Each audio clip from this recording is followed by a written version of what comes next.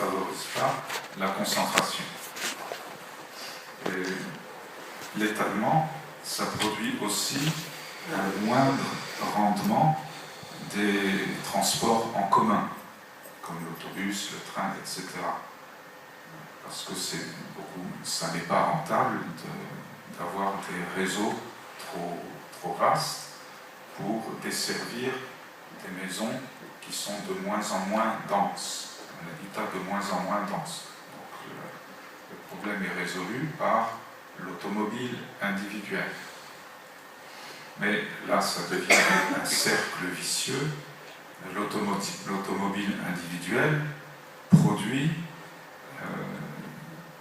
une tendance à ne plus utiliser les transports en commun. Donc l'automobile individuelle produit l'automobile individuelle, etc. C'est un cercle vicieux. Il y a beaucoup d'autres aspects que l'on peut mesurer, par exemple dans l'urbanisme commercial. C'est un phénomène qui est particulièrement marqué au Japon pour des raisons de réglementation de l'urbanisme. Au Japon, dans toutes les villes de moins de 500 000 habitants, c'est-à-dire des villes déjà importantes, donc toutes les villes de moins de 500 000 habitants, depuis une quinzaine d'années, le phénomène que l'on appelle le phénomène du rideau de fer. Les magasins baissent le rideau de fer parce qu'ils sont obligés de fermer. Pourquoi ? Parce que les consommateurs vont dans les centres commerciaux en banlieue. Ils vont faire leurs achats de plus en plus en voiture, donc ça n'est pas possible dans les rues de la ville au centre, donc ils vont dans les centres commerciaux en périphérie. Et ça aussi, c'est un cercle vicieux, parce que si les magasins migrent vers la périphérie, c'est bien entendu parce qu'ils cherchent le client, mais aussi parce que le mètre carré est moins cher. Mais ce phénomène n'a pas de fin, parce que si on va encore plus loin, c'est encore moins cher.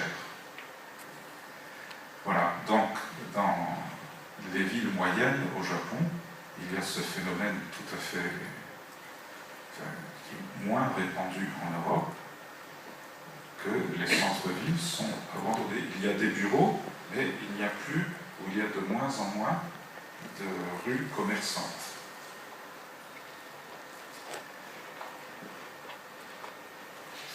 Cela produit un habitat tout à fait particulier. C'est ce que l'on a appelé aux États-Unis, parce que c'est aux États-Unis que le phénomène est apparu le plus tôt, dans les années 90, au début des années 90, le terme de Edge City, c'est-à-dire la ville bordière, Edge City, est apparu, et ça veut dire le front de l'urbanisation vers la périphérie, Edge City. Et puis, une dizaine d'années après, on a parlé de Edgeless City. Edgeless, c'est-à-dire qu'il n'y a plus de frontières. C'est vraiment une périphérie de plus en plus lointaine, jusqu'à donner l'urbain diffus proprement dit. Alors, l'urbain diffus proprement dit, c'est vraiment, ça n'est plus du tout un habitat urbain, parce que les gens vont rechercher un habitat vraiment isolé, si possible. Isolé dans la nature, mais dans la nature avec des guillemets. C'est plus du tout une nature sauvage, bien entendu. En Europe, et en particulier en France, où le phénomène de la résidence secondaire est particulièrement diffusé. Pour des raisons qui peuvent s'expliquer sociologiquement. Les résidences secondaires, en principe, ce sont des maisons qui adoptent une architecture de type rural, une architecture ruralisante. Mais le principe reste le même, c'est autant que possible une maison isolée.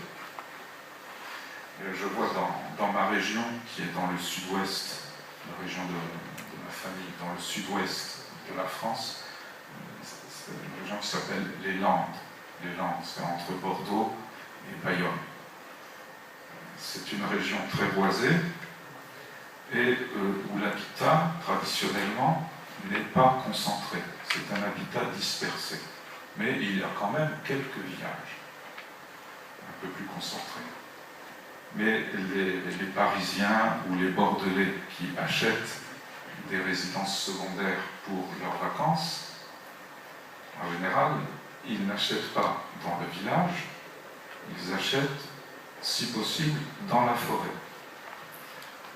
Ça cause certains problèmes. En tout cas, c'est pas commode, c'est un habitat qui est invivable, sauf si vous avez au moins 2 voitures par famille. Au moins 2. C'est-à-dire monsieur, madame, et si les enfants sont grands, eux aussi, ils vont avoir, sinon une voiture, du moins une moto, etc.